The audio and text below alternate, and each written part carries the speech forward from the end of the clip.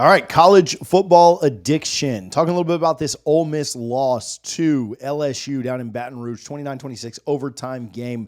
And the story of the game to me just kind of comes down to Ole Miss's missed chances. They had plenty of chances really in the first quarter to kind of separate. And then I think they had chances late to separate as well.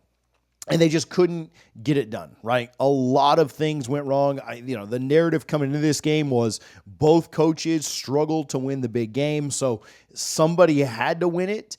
And, I don't know, Ole Miss fans, LSU fans that may watch this. This is more from the Ole Miss perspective. We'll do one on the LSU win as well. But, man, if you're watching this, I like a lot of things about Baton Rouge. I like a lot of things about Lane Kiffin. I really didn't have a rooting interest in this. But it felt like to me, both watching it live and watching the replay this morning, the condensed game replay here on YouTube, it felt like to me, LSU went and took the game at the end. There's no doubt about it. This is not a discredit to LSU by any means, but it felt like Ole Miss left the door open the entire game. I mean, I think Lane even said that, right? Like, Ole Miss fans, LSU fans, love to hear from you down in the comments.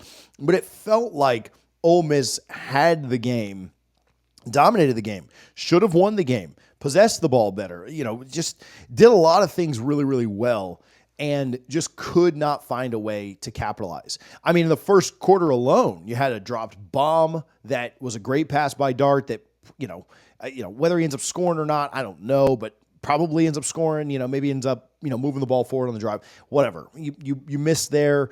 Obviously, the missed field goal was big in a game that goes to overtime. Every point matters. It's tough to say how the game would have played out later had that field goal happened, but just either way, right? Like it was mistake after mistake after mistake that kept LSU in it. That the first quarter was dominated by Ole Miss, and then you get to the end of it, and it's 0-0. The missed field goal, the 4th and 1 stop. Credit to LSU, they made plays, they did things they needed to do to give themselves a chance to stay in it. But, you get to the end of the first quarter that you've dominated, it's 0-0. Now, they did score on the first play of the second quarter, and then they scored again to take a 10-0 lead, and you're thinking like, okay, well, here, maybe this is where Ole Miss separates. But if you think about it, if Ole Miss, no lead is safe, right? Like we saw LSU come back from 3 scores against South Carolina. But if you had scored on any of those other possessions, the 4th and 1, the other field goal, and maybe this is a 17-point game or a 20-point game or just whatever, then you're starting to think like, all right, well, can they come back from that, right? Like LSU wasn't playing extremely well at that moment, but at 10-0, you knew that it wasn't over. Now, you ended up getting another 2-score lead after a great catch by Harris to make it 17-7. And again, you kind of thought like, okay, well, here's where Ole Miss can kind of work to push for to extend the lead or push it out a little bit. And that certainly didn't happen, right? You let LSU back in it. You let them way back in it. And you let them score twice at the end of the first half. The end of the first half, by the way, took a billion years, it felt like. But when Ole Miss had chances to extend the lead or get a bigger lead or slow LSU down, they just couldn't get it done. The interception when they were up second half, when they were up 20-16, an interception in the end zone, man, you're taking points off the board there. And a great play by LSU to get that. But, I mean, it was like triple coverage. Like, just that throw, I mean, it wasn't one, but it just felt like a Hail Mary throw. You're just throwing it up and hoping for the best with 3 guys down there. Like, just play a little smarter, take field goals, go for 3, throw something underneath on a 3rd and long and try and get points when you can, especially to extend the lead. They just didn't put the game away. Obviously, in overtime, they had to settle for 3, and that ended up being, their downfall, right? LSU scores on the first play of their possession in overtime. And so Ole Miss had so many chances to go out there and really put this thing away, and they just couldn't do it. They just couldn't find a way to deliver that knockout blow. Now, LSU deserves a ton of credit for not letting them deliver that knockout blow. And LSU played really well in certain parts of this game. But I mean, Lane was right in the post-game presser. Like, absolutely, they dominated the game. And it felt the entire game like this was Ole Miss's game to win, and they'd probably find a way at the end. But when you leave a talented team on the road in Baton Rouge with 100,000 people, when you leave that kind of team around, it just shows that they don't have that killer instinct. And I don't know, man. Lane is the kind of coach that I love Lane Kiffin. He's an amazing social media follow. He's a ton of fun to watch. His offenses are fun. but they settled way too much. They lost the turnover battle 3-1. And that one that was in the end zone literally took points off the board. But when you give LSU that many more possessions, it's hard to think that they're not going to find a way to win.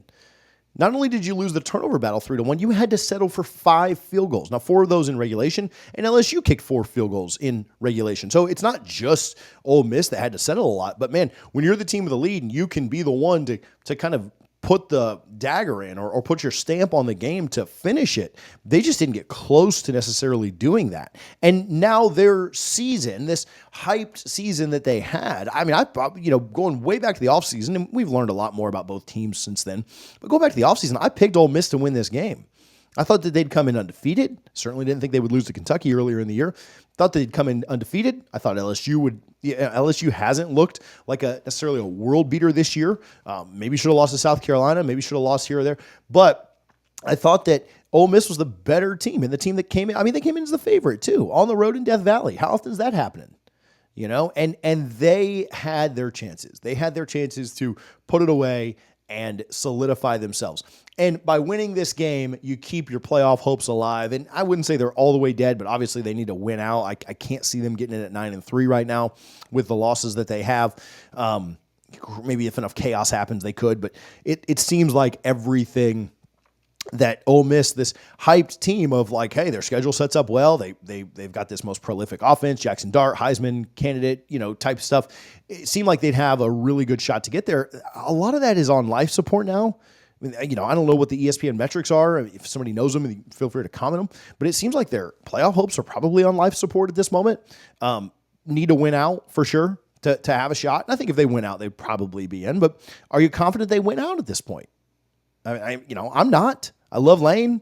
I love Ole Miss is a fun team to root for. LSU's a fun team to cheer for. I didn't have a dog in this fight, but man, it feels like Ole Miss's chances are quickly evaporating. And so it's tough. It's tough if you're Ole Miss, right? How do you rebound? Well, you do have a little bit of a chance to do that with a couple of teams that you should beat coming up before you get into the real meat of the schedule. Oklahoma, a team that got absolutely trounced. It doesn't look like they're necessarily ready just now with, obviously Arnold not playing and the true freshman Hawk. I think he's going to be good eventually, but you've got a chance to rebound. Oklahoma up next, Arkansas after that. You can certainly win those next 2. You win those next 2, you're starting to put yourself back in position to at least be considered and talked about. Obviously, you can't slip up on either one of those, but if you can win those next 2, then you set up some people talking about you. And if you win out, Ole Miss will make it. At 10-2, an SEC team, I think there's going to be a lot of carnage in the SEC. I think they're going to make it, right? Like Tennessee's got to play Alabama and Georgia still. You look at, Vandy could upset anybody at any point, it looks like this year. They look really good. LSU's got to play Texas A&M and then obviously Alabama. Like there's going to be a lot of carnage left this year. It's not done by any means. But you certainly put yourself behind the 8 ball if you're Ole Miss, and you had the chances to win this game. And, some of that comes down to coaching, some of that comes down to execution, some of that comes down to the players. It's all of the above. But you had chances in the first half to make this, kind of a 17-0 game, a 13-0 game, whatever it would have been. At 10-0, at 17-7, you had chances when you were up 2 scores. And, credit to LSU. They fought back, and they did a really good job. But, as much as I wouldn't say that this is like the Florida game last night where Florida just went out and lost it. I don't think that that's fair to LSU. But Ole Miss certainly had their hand in LSU coming back, LSU getting this win. Ole Miss, they didn't deliver that knockout blow. They didn't deliver that knockout punch that they needed to. And now the rest of the season's up in the air. The rest of the season, the question marks start to come in. Didn't expect them to have 2 losses at this point in the year. And they do. 1 loss, you'd maybe say, okay, I understand that one. You maybe lose to the LSU team that you lost to last night, but you win everything else. That Kentucky loss, that LSU loss, now having 2 of them. In the SEC, your chances of getting the SEC championship seem pretty slim. I don't know how you jump back over Texas or Georgia, but I do think that you got to figure out a way to rebound from it. You got to figure out a way to get back into it. LSU certainly deserves a lot of credit. Ole Miss, a lot of blame. So love to hear your thoughts. Love to hear where you think Ole Miss goes from here. What's next for them? Again, I think they can win their next 2. I think they will win their next 2. I think they'll rebound from this just like they rebounded from the Kentucky loss. But then after they play Arkansas, what's it look like going forward? How's it look when they play Georgia and everybody else on the schedule? How does the rest of it shake out? So love to hear your thoughts. Love to know what you think. Appreciate you guys, as always, for tuning into College Football Addiction. Thoughts and prayers are with you if you were impacted by the storm at all here in the Southeast. But again, Ole Miss, disappointing. They had their chances. They probably should have got it done. Couldn't get enough done, but we'll see how they rebound from it. I do think Lane will have them rebound over these next couple. But let me know your thoughts down in the comments. Ole Miss fans, love to hear from you. Talk to you soon on College Football Addiction.